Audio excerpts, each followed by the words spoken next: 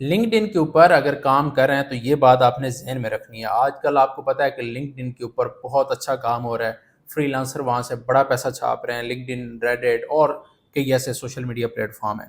تو اگر آپ LinkedIn کے اوپر ہیں تو کافی سارے لوگوں کا ایک سوال ہوتا ہے کہ کیا کلائنٹ جو ہے وہ ایڈوانس اگر پیمنٹ نہ کرے تو ہم کام اس کا کر دیں؟ تو ایسا آپ نے نہیں کرنا. کلائنٹ جو ہوتا ہے نا وہ ایڈوانس پیمنٹ کرتا ہے. چاہے آپ اس سے 10% ایڈوانس لے لیں، یعنی اگر آپ کا $100 کا آرڈر ہے تو آپ $10 ایڈوانس لے لیں، لیکن ایڈوانس آپ نے لازمی لینا ہے. جو آپ کو بندہ ایڈوانس پیمنٹ نہیں کر رہا وہ آپ کا کلائنٹ نہیں ہے. یہ بات ذہن میں رکھ لیں، کیونکہ کلائنٹ آتا ہے کام کروانے کے لیے. اسے پتا ہے کہ جس بندے سے میں کام کروانا چاہ رہا ہوں یہ بندہ کام کرے گا.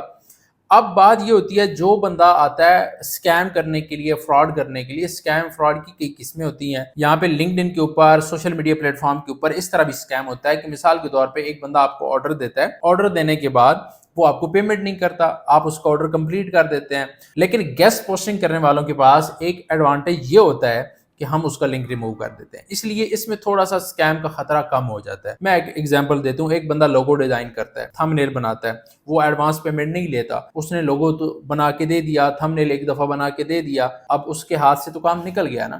لیکن گیسٹ پوسٹنگ والوں کے ہاتھ میں کام ہوتا ہے، یا کوئی اس طرح کا ڈیولپر ہوتا ہے تو اس کے پاس چیزیں پڑی ہوئی ہوتی ہیں، وہ اپنا سارا کام، لیکن ٹائم تو ہمارا ضائع ہوتا ہے. اس لیے LinkedIn کے اوپر اگر آپ کام کر رہے ہیں تو آپ نے کیا کرنا ہے، ایڈوانس 10%، 20%، 30% آپ نے لازمی رکھنا ہے. اس کے بعد آپ نے کلائنٹ کا کام کرنا ہے. تو یہ ذہن میں بات رکھیں، اگر کوئی آپ کو ایڈوانس پیمنٹ نہیں کرتا تو وہ آپ کے ساتھ سکیم کر رہا ہے، وہ آپ کا کلائنٹ نہیں ہو سکتا.